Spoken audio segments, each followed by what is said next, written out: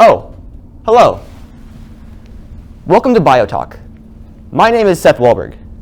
If I look familiar, it may be because you may have seen me on the cover of Science Journal, where I wrote about the similarities between hematopoietic stem cells and the quarter pounder with cheese from McDonald's. Today, however, I'm here to talk to you about something a little bit different. First, a question. What is one thing that both fatty acids and the original 3 Star Wars movies have in common? I don't know. What I do know, though, is that fatty acids, otherwise known as lipids, are a very important part of our body's constitutions. Fatty acids can be divided up into 2 categories: saturated fats and unsaturated fats. Saturated fats, specifically, are solid at room temperature and are typically nonpolar. Notice how I said typically. In some cases, saturated fats can go from a solid to a liquid. One example of this can be found in the common household product of cooking oil. If you've ever checked the ingredients list on a bottle of cooking oil, you may have noticed that it contains saturated fats. But saturated fats are solid, and oil is liquid. How do you go from solid fat to liquid fat? I had the same question. And so, through extensive amounts of research, myself and many other scientists have come to the conclusion that through prolonged exposure to high temperatures, fat cells can actually melt. The results of our findings show that fat actually works in a similar fashion to mercury.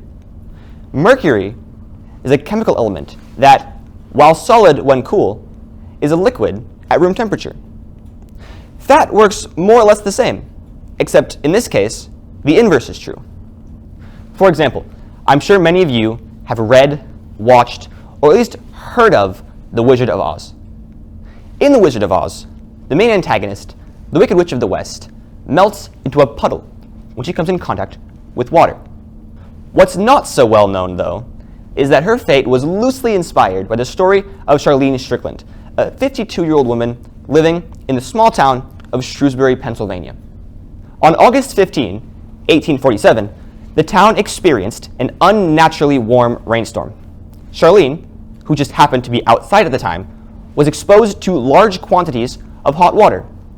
The excess fat on her body melted away, and the other townsfolk were reported to have made remarks on how much thinner she'd gotten.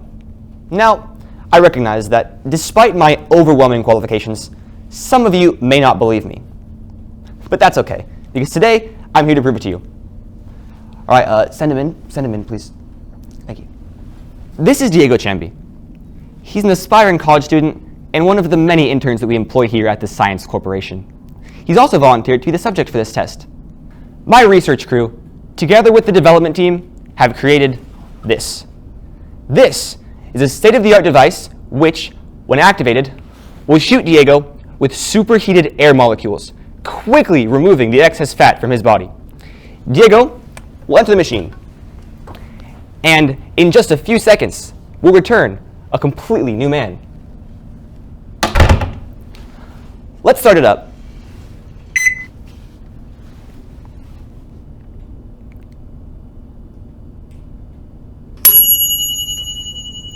Oh, would you look at that? The machine's finished. Now, I'm going to open the door, and we'll all witness Diego's incredible new transformation.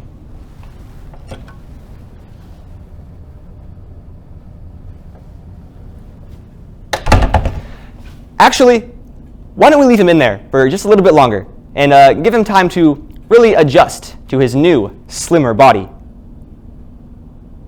Well, that's all I've got for you today. But before I go, I'd like to use the time I have left to say that we've recently had a spot open up for a new intern. That's right.